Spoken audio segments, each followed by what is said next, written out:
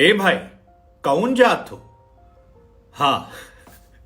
नहीं नहीं, ये पूछना गलत नहीं है क्योंकि बिहार सरकार ने अपनी तरफ से ही बता दिया है कि प्रदेश में कौन जात के कितने लोग रहते हैं। नीतीश कुमार जो कि मुख्यमंत्री है, उनकी तरफ से आज एक पोस्ट डाला गया और लिखा है कि आज गांधी जयंती के शुभ अवसर पर हम बिहार में जातिगत जनगणना के आंकड़ों को प्रकाशित कर रहे हैं। अब जातिगत जनगणना जो है वो एक तरीके से आने वाले समय में चुनावी नींव है, क्योंकि ये पहला स्टेप है। इसके बाद मांग होगी कि भैया जिसकी जितनी हिस्सेदारी उसकी उतनी भागीदारी।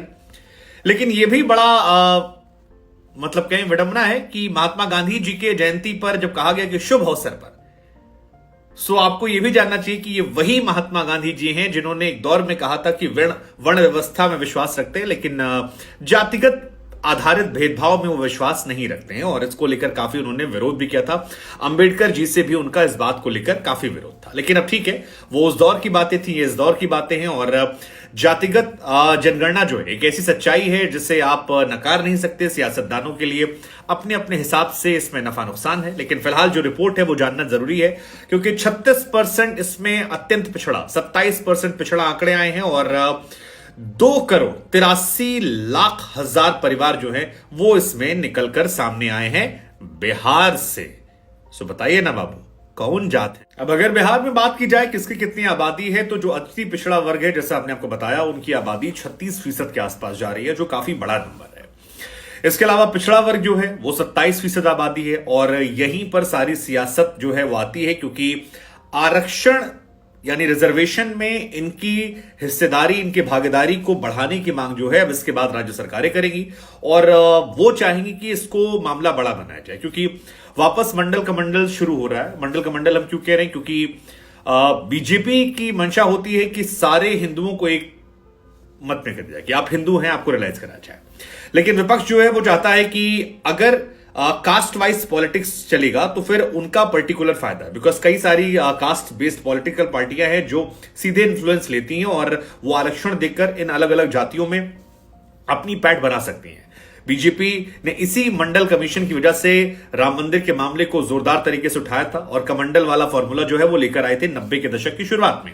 और बाद में उनके लिए वो काफी फायदेमंद भी रहा, क्योंकि धर्म और जाति दो ऐसी चीजें हैं हमारे देश की जिस सच को आप झुटला नहीं सकते हैं। आप इससे इत्तेफाक रखते हो ना रखते हो, माने ना माने, कुछ भी बातें करें, लेकिन आखिर में इंसान देखता है, धर्म भी देखता है और अपनी जात भी देखता है। और इंडिया की पॉलिटिक्स का ये बहुत स्ट्रांग फैक्टर रहा, और इसीलिए 36% अति पिछड़ा, 27% पिछड़ा, और अनुसूचित जाति 19.65% और अनुसूचित जाति 1.06%। अब यहां सामान्य वर्ग जो है वो केवल 15.52% रह जाता है। तो ये जो ऊपर तकरीबन 50 और 62% आबादी जो है, इसी में से कोशिश होगी कि इसी को टारगेट किया जाए आरक्षण की बात को बढ़ाकर। लेकिन अगर यह मामला धर्म आधारित हो जाता है, जो बीजेपी कोशिश करती है बार बार कि धर्म आधारित कर दिया जाए, तो धर्म के अनुसार आंकड़े अलग नजर आते हैं। जैसे बिहार में किस धर्म की कितनी आबादी, तो अगर आप हिंदुओं की बात करेंगे तो बिहार में हिंदुओं की आबादी जो है वो 81.99% है।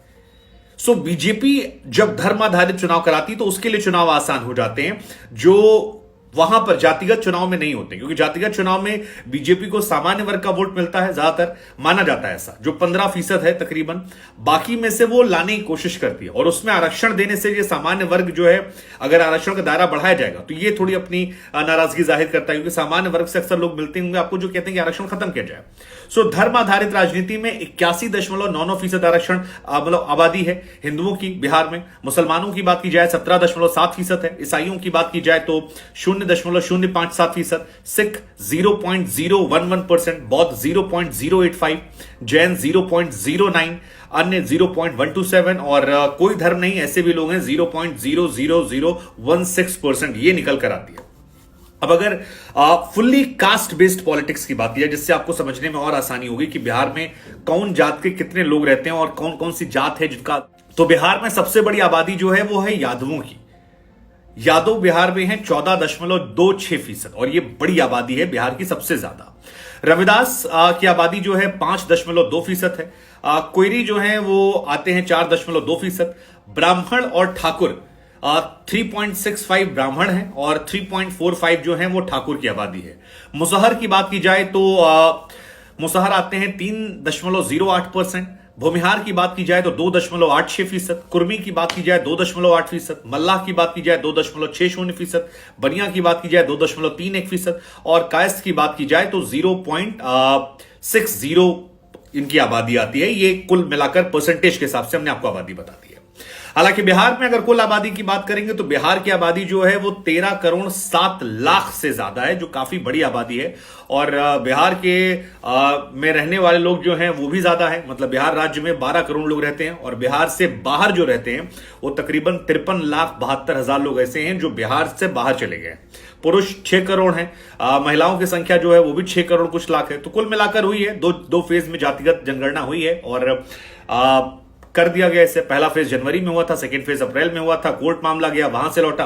लेकिन हमारा आपसे सवाल है कि जातिगत जनगणना जो हुई है इसका क्या लॉन्ग टर्म असर आप देख रहे हैं और इसका फायदा किसे मिलेगा? विपक्ष को, बीजेपी को क्या इंपैक्ट दिख रहे हैं या केवल ऐसे ही है? आपकी सोच क्या है इस पर?